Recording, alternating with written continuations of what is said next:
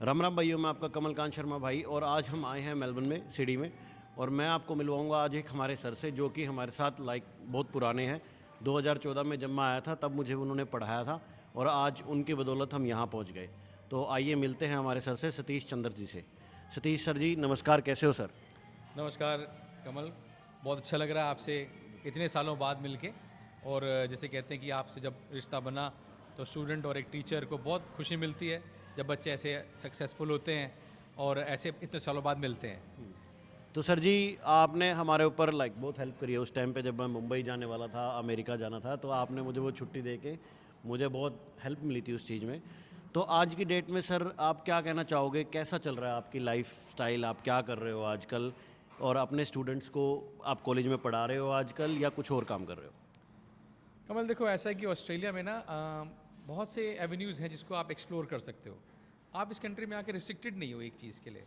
तो ऐसे ही कुछ मेरे साथ हुआ जब मैं पढ़ाता था बच्चों को। तो बच्चे जैसे आप आए तो क्वेश्चन करते थे कि सर परमानेंट कैसे हो सकते हैं, कौन कौन से सब्जेक्ट हैं या स्टडीज़ हैं जो हमें आगे ले जा सकती हैं। तो ऐसे करते करते वो जो क्वेश्चन थे उसने मुझे मन में एक सवाल किया कि यार प्रोफेशनली क्यों ना इसको किया जाए। टीचिंग तो चल ही रही है, तो ऐसा कुछ हो जिसमें माइग्रेशन हम इन्हें करा सकें। तो फिर मैंने माइग्रेशन का एक कहते हैं स्टडी करी यहाँ पे, लॉ की। उसके बाद रजिस्टर हुए। रजिस्टर होके अब हम जो है दोनों काम करते हैं। पढ़ाता भी हूँ साथ साथ, क्योंकि वो मेरा पैशन है, शौक है। और माइग्रेशन के रास्ते पे भी आप जैसे बच्चों को अगर ज़रूरत है तो डाल देते हैं। तो अपना ऑफिस कहाँ पे है सर, और किस नाम से अपनी फर्म आपने रजिस्टर्ड करवाई यहाँ पे? Thank you Kamal. ऑफिस जो है मेरा नारे वॉरन में है, जो कि साउथ ईस्ट सबर्ब में मेलबर्न के पड़ता है। और कंपनी का नाम एक्सपर्ट वीज़ा सर्विस है। तो उसके अंदर ही मैं काम करता हूँ और अब तक काफ़ी, जैसे कहते हो, 2018 से रजिस्टर्ड हूँ। तो बहुत से बच्चों के साथ यहाँ पे इंटरेक्शन हुई। कितनी फैमिलीज़ हैं जो परमानेंट रेजिडेंट बनी। तो बहुत अच्छी बात है और ऐसे ही आगे आपकी सेवा में लगे रहेंगे। नहीं सर, हमारी तरफ से आपके लिए दुआ हमेशा बनी रहेगी, क्योंकि आपने जो हमारी हेल्प किया, आपकी वजह से आज हम सब चीज़ों में सक्सेसफुल हैं। तो सर आजकल आप इमिग्रेशन में जो लॉज चेंज हो रहे हैं और चीज़ें जो भी, मतलब कई बार इमिग्रेशन जो है नए नए रूल्स लेके आ रही है, तो स्टूडेंट्स के लिए आप क्या कहना चाहोगे और किस चीज़ में आप प्रेफर करना चाहोगे कि लोग स्टूडेंट्स को इस चीज़ में स्टडी करनी चाहिए? कमल देखो, सबसे पहले तो ये होता है कि अगर आप जब अपने कंट्री से चलते हो तो आप एक बहुत बड़ा सपना लेके चलते हो कि यार उस कंट्री में जाएंगे ना तो हम परमानेंट होंगे वहाँ, क्योंकि फॉरेन कंट्री है तो पैसा बनाएंगे। तो इसकी एक सपना लेके बच्चा इस कंट्री में आता है। तो कई बार वो ऐसा है कि कई बार सक्सेसफुल होता है, किस्मत भी बड़ी चीज़ होती है। तो वो सही कोर्स में आ जाता है और सही पढ़ाई करता है और उसको सही मिल जाता है, बहुत जल्दी जल्दी मिलता है। कई बेचारे हैं जो बहुत टाइम तक लूप में घूमते रहते हैं और मोस्टली वो होते हैं जो बहुत ज़्यादा चेंजेस करते हैं अपनी लाइफ में। चेंजेस रॉन्ग नहीं है, करने चाहिए, लेकिन वो जब जिसकी ज़रूरत है। फॉर एग्जांपल आप पूछ रहे हो कि आजकल के मॉल में क्या है। तो जब कमल आपको याद होगा, आप जब आए थे तब कमर्शियल कुकिंग बड़ी बड़ी चल। जोरों शोरों पे थी। बिल्कुल। बड़े शेफ़ कुक आए जी, बड़े बच्चे ने यहाँ पे आके पढ़ाइयाँ करी। पर अब वो चीज़ जो है वो चेंज हो गई। अब ये गवर्नमेंट ही नहीं दे रही तो हम उसमें क्या कर सकते हैं। ठीक बात। तो अब शिफ्ट होने का टाइम है। अगर आ भी गए हो कुकरी में तो कोई गलत नहीं है, करते रहो। वो भी एक ऐसी चीज़ है जो कहीं से कहीं ले जाएगी। ठीक बात। पढ़ाई कभी वेस्ट नहीं जाती है। लेकिन अगर परमानेंट रेजिडेंसी देखें तो फिर आपको चेंज करना पड़ेगा। और कंस्ट्रक्शंस इस समय काफ़ी बूम पे है। तो जो जैसे कहते हैं मौके के साथ चौका मारो, इसमें घुस जाओ। अभी तो यही चल रही है, आने वाला समय जो होगा कमल तब की तब देखेंगे। कई बार सर ये जैसे हमारे साथ भी कई बार प्रॉब्लम हुई है कि हम जैसे कुकरी करी हमने, और फ्यूचर की जैसे आज वो लिस्ट में है पीआर की, बट आफ्टर 2 इयर्स क्या है उसमें, क्या होता है कि कई बार वो निकाल देते हैं उसको पीआर लिस्ट में से। तो जैसे अभी कंस्ट्रक्शन चल रही है, फ्यूचर में कंस्ट्रक्शन निकल जाए तो फिर ये सारी स्टडी खराब जाती है और पैसे खराब होते हैं। तो आप इस बारे में क्या कहना चाहोगे? कमल जैसे मैंने बोला कि एजुकेशन कभी वेस्ट नहीं होती है। वो तो सिर्फ क्योंकि क्या है ना, कंट्री जो है कभी किसी को जब भी माइग्रेट करेगी, चाहे ऑस्ट्रेलिया है या वर्ल्ड की कोई भी कंट्री आप नाम ले लें, उनको स्किल चाहिए। और स्किल कैसे देखे जाते हैं, जब वो आपकी जनगणना कहते, पता है ना आपको क्या होती है, वो हाँ जी करते जी, हाँ हैं। जी तो उसे फॉर्म में आप भरते हो, आप क्या करते हो, क्या ऑक्यूपेशन हाँ है। हाँ। तो वो एक बहुत बड़ा डाटा उनके पास जाता है। उस वो डाटा में स्किल्स देखते हैं कि भाई इस स्किल की ज़रूरत हमें इस कंट्री में है, तो उसका भी रास्ता खोल देते हैं। ठीक है। अब जैसे शेफ़ कुक थे, अब वो स्किल जो थी वो भर गई। अब ज़रूरत है उनको कि घर जो है बहुत तादाद में बनाने हैं। ओलंपिक्स हमारा होने वाला है ब्रिस्बेन साइड में, तो कंस्ट्रक्शन बूम पे जाएगी। ठीक है। तो इनको लगता है कंट्री को कि हमें उसकी ज़रूरत है। तो जब जिसकी ज़रूरत होगी वो समय, उस समय वो चीज़ पॉपुलर हो जाएगी। आने वाले समय में तो हम और आपको कुछ नहीं कह सकते कमल, कुछ भी हो सकता है। आने वाले समय में तो कंस्ट्रक्शन भी एक दिन जैसे कहते हैं बकेट है समझ लो या ग्लास है, भरना ही है, तो फिर कुछ और आएगा, कमी तो कभी आएगी नहीं। और माइग्रेंट्स हर कंट्री में चाहिए कंट्री में। तो सर लेकिन जैसे आजकल जो है इमिग्रेशन लॉ की वजह से जो है माइग्रेशन का काम भी बड़ा स्लो हो गया है। सभी जितने भी एजेंट्स हैं उनको प्रॉब्लम्स हो रही है आजकल। तो मैं कई बार मिलता हूँ, मेरे कई दोस्त हैं जो माइग्रेशन का काम करते हैं, वो कई बार बोलते हैं कि अब काम नहीं रहा, अब चीज़ें फील्ड चेंज करनी पड़ेंगी। तो आपका इस बारे में क्या ख्याल है और क्या बोलना चाहिए? कमल देखो, बात सच है, क्योंकि जब से गवर्नमेंट ने पॉलिसी बदली, खासकर कोविड के बाद अगर आप देखोगे तो इनको ज़्यादा ज़रूरत पड़ी हेल्थ सेक्टर में, नर्सिंग सेक्टर में, ठीक है, आईटी सेक्टर में। और अब ऐसे ऐसे वीज़े आ गए हैं जिसमें कह रहे हैं कि अगर आप इंटरनेशनल पर्सनालिटी हो, तो ग्लोबल टैलेंट वीज़ा नाम होता था पहले, तो आपको बिना किसी प्रॉब्लम के आप सीधे अप्लाई करो और आप पीआर ले सकते हो। तो यानी ज़रूरत तो अभी बहुत है यहाँ पे इनको आकर आने के बाद। तो ऊपर से इन्होंने और क्या किया है, क्योंकि इन्होंने देखा है कि बच्चे जो हैं बहुत जल्दी जल्दी कोर्स बदल रहे हैं। तो एक आपने न्यूज़ सुनी होगी कि भाई कोर्स हॉपिंग कहते हैं या कॉलेज हॉपिंग कहते हैं। हॉपिंग मीन्स एक से दूसरे पे जंप करना। उसको रोकने के लिए अभी ये कह रहे हैं कि हम कमीशन बंद कर रहे हैं। तो इन्होंने तो कहते हैं वो रास्ता ही बंद कर दिया जिस पे पहले मोटिवेशन थी। जो एजेंट होते थे या स्टूडेंट काउंसलर कह लें आप, वो एक कॉलेज से दूसरे कॉलेज में बच्चे के अकॉर्डिंग एडमिशन कराते थे, वो भी बंद होने वाली है। तो जब वो बंद हो जाएगी तो फिर तो और काम खराब हो जाने वाला है ना। तो इसको देखते हुए भाई एंड दी एंड हम सब ने बिल तो पे करने हैं। हाँ, आपके घर में भी लेटर बॉक्स है, आपके घर में भी है, मेरे घर में भी है, बिल्कुल सही बात। और उसमें चिट्ठी तो आती नहीं, इसमें बिल आते हैं या उसमें आती है आपके जो आपकी ये हो जाती है सड़क पे, क्या कहते हैं उसका नाम, रेड लाइट क्रॉस, फाइन आते हैं। तो कमाना तो है, तो मैंने तो अपना बैलेंस रखा, जैसे मैंने आपको कहा कि मैं टीचिंग में भी रहा साथ साथ और ये भी करता रहा, तो मुझे इतना फ़र्क पड़ नहीं रहा है। लेकिन हाँ, जो बहुत से ऐसे माइग्रेशन एजेंट होंगे जो जिन पर फ़र्क पड़ रहा है, तो वो हमारी इंडस्ट्री में अब क्या कर रहे हैं, अब वो माइग्रेशन लॉ पढ़ने लगे हैं, यानी वो हायर स्टडीज में चले गए। उससे क्या होगा कि फील्ड बढ़ेगा। पहले सिर्फ माइग्रेशन पे ही वो लोग फोकस कर रहे थे क्योंकि वही स्टडी थी उनके। जैसे कि वीज़ा सर्विसेज पे ना, अब वो लॉ पढ़ने लगे ऑस्ट्रेलियन के। अब वो लॉ पढ़ के वो बहुत से काम कर सकते हैं, जैसे कि फैमिली वायलेंस हो गई उनमें करना, या चाइल्ड वेलफेयर हो गया, तो ऐसे उनके पास बहुत से एवेन्यूज़ खुलते हैं, तो वो उस तरफ चल पड़े हैं। तो सर मैंने एक न्यूज़ देखी थी यहाँ पे मेलबर्न में, वो कुछ दिन पहले जो है कि कई कॉलेजेस की उन्होंने कंप्लेंट्स पा दी थी कि स्टूडेंट्स नहीं आते, असाइनमेंट्स उनके पहुँच जाते हैं और ऐसा कुछ होता है। तो इन कॉलेजेस जैसे अभी कुछ एक मेरे को लगता है अपनी जो जनता देख रही है, कई कॉलेजेस में उन्होंने एडमिशन ले रखे होंगे ऐसे जो कि डमी कॉलेजेस हैं, जाना भी नहीं पड़ता, वो पैसे दे के असाइनमेंट्स करवा लेते हैं। तो ये सब चीज़ें नॉर्मल है, लीगल है और हम कर सकते हैं, इसमें कोई दिक्कत तो नहीं है कि कोई दिक्कत है इस चीज़ में? कमल देखो, हम जिस काम के लिए आए हैं हमें वो काम करना चाहिए।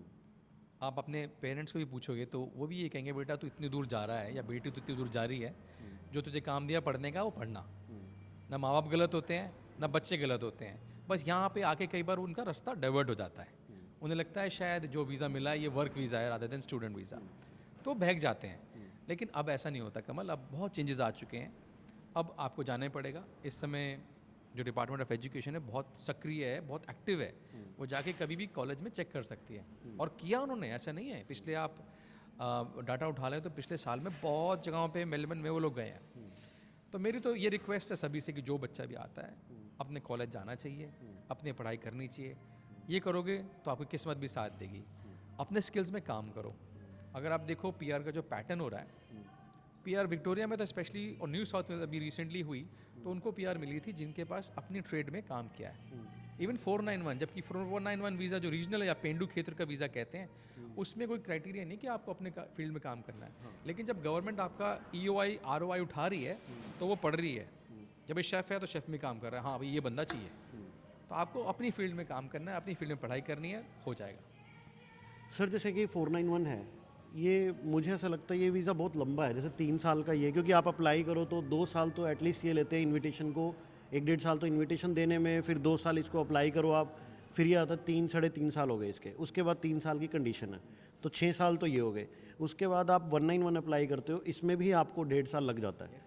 तो 6-7 साल का प्रोसीजर आपको क्या लगता है वर्थ इट है इस ऑस्ट्रेलिया दूसरी कंट्री में आके करना, या फिर क्योंकि इट्स अ लॉन्ग टाइम, मुझे ऐसा लगता है कोई आदमी अगर जो कोई बच्चा 20 साल का आता है और अगर जो वो 27 साल का हो जाता है सिर्फ वीज़ा के चक्कर में, क्योंकि इसमें बहुत सारी कंडीशंस होती हैं, तो आप इस बारे में क्या कहना चाहोगे? कमल देखो ऐसा है कि जब फॉरेन कंट्री जाते हैं आपने सुना भी होगा कि लोग कैसे कैसे पैसे दे दे के कैसे कैसे जंगलों से बोट के रास्ते से और ना जाने कैसे कैसे पहुंचते हैं सिर्फ पक्का होने के लिए। तो वो बेटर है कि यहाँ पे आकर के वो 5 साल निकालना लीगली बेटर है। तो मुझे तो लगता है कि भाई वो ज़्यादा बेटर है। हाँ टाइम लग रहा है लेकिन ना तो नहीं हो रही ना। हाँ पढ़ते रहोगे तो क्या बनने वाला है मुझे बताओ। वो रोड पर बस चले जा रहे हो चले जा रहे हो चले जा रहे हो। 491 जो कि वीज़ा आप मेंशन किया बहुत अच्छा वीज़ा है। टाइम लगता है लेकिन यार एक लीगल स्टेटस है। पीआर तो हो जाएगी उसमें तो क्यों नहीं ली जाए बल्कि अच्छा है ये।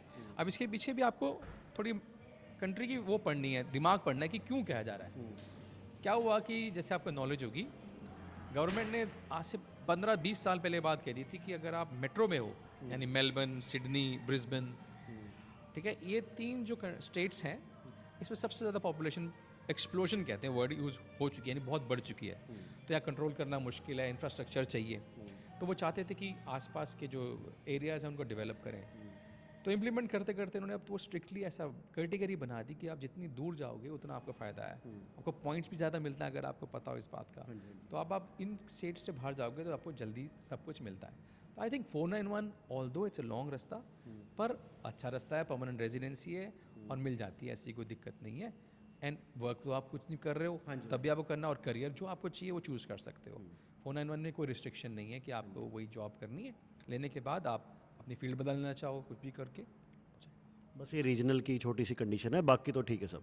उसमें भी मैं बोलूँगा कि पहले ऐसा होता था कि बच्चे कहते थे रीजनल जाएंगे तो जॉब नहीं है वहाँ पे जी जितने मेलबर्न में है। इसमें सच्चाई तो है झूठ नहीं है लेकिन अब बहुत अपॉर्चुनिटीज़ हैं क्योंकि आपसे जो जब आपके टाइम में आप आए तो वो बच्चे ऑलरेडी जा चुके हैं उन जगहों पे। मेरे खुद के स्टूडेंट्स कितनी जगहों पे हैं जो तस्मानिया वगैरह में बैठे हैं या दूसरी स्टेट्स में उन्होंने रेस्टोरेंट खोले हुए हैं जी बहुत बढ़िया चलते हैं या ऑटोमोटिव खोला हुआ है जी। वो आगे से आगे जो है अब एम्प्लॉयमेंट दे रहे हैं। तो यानी जिनको ज़रूरत है उनको भी वो देते हैं। तो आपको कोई दिक्कत नहीं आएगी। बहुत से हमारे क्लाइंट भी हैं 491 बेस समय जो इन एरियाज़ में हैं और दे हैप्पी में से बात होती है तो वो खुश हैं। मैं मेरे भी कुछ दोस्त हैं सर जो 491 से थे रिलेटेड। वो जो जहाँ पे गए वहीं पे रह गए अब वो फिर उनका वहीं पे मन लगता है। उनका मन ही नहीं लगता मेट्रो सिटीज़ में कि उनको वापस आना है। उन्होंने वहीं पे बिजनेसेस कर लिए वहीं पे वो बोले कि अब यहीं पे रहना है घर ले लिए। तो ये भी ठीक है इसीलिए नहीं शायद उन्होंने डेवलपमेंट के लिए प्रोसीजर अपनाया है। हाँ जैसे मैंने कहा ना गवर्नमेंट जो होती है ना ये जो बहुत स्मार्ट होती है ये आप मेरे जहाँ मेरे से कहते हैं सोच खत्म होती है वहाँ की शुरू होती है। अब इसमें पीछे देखो क्या रीजन इनको ही पता है कि जो हमारे जैसे लोग हैं वो शॉर्टकट के चक्करों में वो रहेंगे यहाँ साल 2 साल बाकी फिर मेलबर्न सिडनी घुस जाएंगे। तो उन्होंने दिमाग लगाया कि यार 5 साल का प्रोसेस बनाते हैं इसको थोड़ा लंबा करते हैं। 5 सालों में शादियाँ होंगी जैसे आपने कहा बच्चे होंगे बिजनेस सेट हो जाएंगे तो फिर कौन जाएगा छोड़ के इस जगह को। हाँ सही बात है। तो ये बहुत स्कीमी है ऐसा मत समझें कि ये बस बना दी। बहुत सोच के चीज़ों को बनाया जाता है और यही आपने बिल्कुल सच बात कह दी कि वो फिर वो मूव नहीं कर पाते। सर जी मैं आपका ज़्यादा समय तो नहीं लूँगा क्योंकि आप बिजी थे। आपने मुझे इतना समय दिया इस चीज़ के लिए धन्यवाद। सर आप जैसे अभी जो ऑफिस का जो माइग्रेशन का काम कर रहे हो तो आप हमारे जो व्यूअर्स देख रहे हैं किसी को कोई हेल्प चाहिए कोई कुछ चाहिए तो आप अपना कॉन्टैक्ट नंबर और चीज़ें ज़रा बोलोगे ताकि उनको इजी लगे। मेरी रेफरेंस से कोई आए उनकी क्या हेल्प करोगे सर ज़रा बोल दीजिए 2 वर्ड। हाँ जी कमल ज़रूर देखो आपने इतना टाइम हमें दिया और इसके लिए ये भी कहा कि जिसको भी ज़रूरत है वो डेफिनेटली कांटेक्ट कर सकता है। जैसा कि शुरू में बताया था मेरा नाम सतीश है जी मैं मेलबर्न में हूँ और हमारी जो कंपनी का नाम है वो एक्सपर्ट वीज़ा सर्विस है। एक्स से है ई से नहीं है और हम नारेवारुण में हैं। तो जो मेरा कॉन्टैक्ट नंबर है वो कैप्शन में डाल देंगे कमल जी और आप इनसे कांटेक्ट कर सकते हैं या मेरा नाम से और जो भी इनके नाम से रेफरेंस आएगी तो डेफिनेटली आपको कोई भी डिस्काउंट चाहिए। और अगर जहाँ पे ज़रूरत ही नहीं है कुछ लेने की पैसा तो हम आपसे लेंगे भी नहीं चार्ज नहीं करेंगे क्योंकि डिपेंड करता है कि किस तरह की क्वेरी है। लंबी क्वेरी के लिए डेफिनेटली प्रोफेशनल एडवाइस के लिए हमको चार्ज करना है लेकिन अगर छोटी मोटी बात है तो उसके लिए वेलकम है। कभी भी आप मैसेज करें अपॉइंटमेंट लें फेस टू फेस भी ऑनलाइन भी या फ़ोन पे भी आजकल बात हो जाती है। तो धन्यवाद आपका कमल जी। तो सर मैं एक बात बोलना चाहूँगा। मैं ज़िंदगी में धीरे धीरे लोगों से सीख रहा हूँ चीज़ें सीख रहा हूँ जो मैंने आपसे सीखा। आज मेरी नज़र में शायद हमारे 10-15 टीचर्स थे लेकिन आप मेरे साथ बैठे हो तो मैं आपका बहुत आभारी हूँ। इससे मुझे एक चीज़ सीखने को मिलती है कि कभी आपके हाथ में कोई चीज़ हो और आप किसी की कोई मदद कर सकते हो तो आपसे 100% नहीं हो सकती तो आप अगर जो उसका 5% भी करोगे और वो आपको ज़िंदगी में ये नहीं पता क्या बन के निकलेगा। तो सर ने हमारी वो मदद की और आज हम यहाँ बैठे हैं। हम सर दिल से बहुत बहुत धन्यवाद करते हैं इस बात का, और आगे फ्यूचर में हम कनेक्ट रहेंगे, आपके लिए सपोर्ट करते रहेंगे। और वो जो सर मेरा एक्टिंग वाला कोर्स था वो कोई नहीं, फ्यूचर में प्रोसीड करेंगे इस चीज़ के लिए। तो बाकी मैं सर्टिफिकेट ले आया था अमेरिका